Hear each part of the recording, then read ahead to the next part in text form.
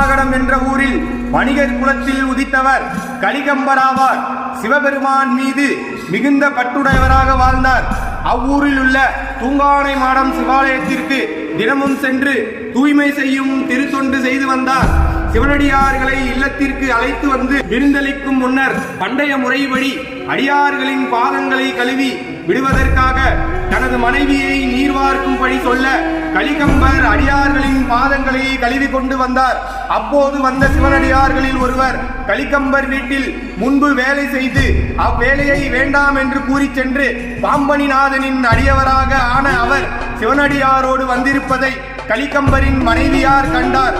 கலிகம்பர் அவ்வாறு வந்த சிவனடியாரின் பாதத்தை கழுவ முற்பட அப்போது கலிகம்பரின் மனைவியார் தன் வேலைக்காரரின் பாதத்துக்கு நீர் வார்ப்பதா என நினைத்து நீர் வார்க்காமல் நின்றார். அதை பார்த்த கலிகம்பர் தன் உறைவாளை உருவி தன் மனைவியின் இரு கைகளையும் வெட்டி எறிந்தார். பின் அவரே நீர் வார்த்து கொண்டு அச்சிவனடியார் பாதத்தை கழுவினார். பின் இல்லத்திற்கு அழைத்து அனைத்து அடியவர்களுக்கும் கலிகம்பரே உணவு சமைத்து பரிமாறினார். நடந்த செயலை பற்றி கலங்காது சிந்தையுடன் விருந்தளித்தார்.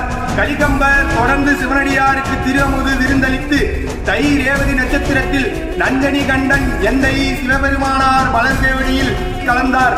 வருகின்ற ஜனவரி 25ஆம் தேதி ஞாயிற்றுக்கிழமை பெண்ணாகடத்தில் அமைந்துள்ள எம்பிரான் கலிகம்ப நாயனார் ஆலயத்தில் குரு பூஜை பெருவிழா சிறப்பாக நடைபெற உள்ளது.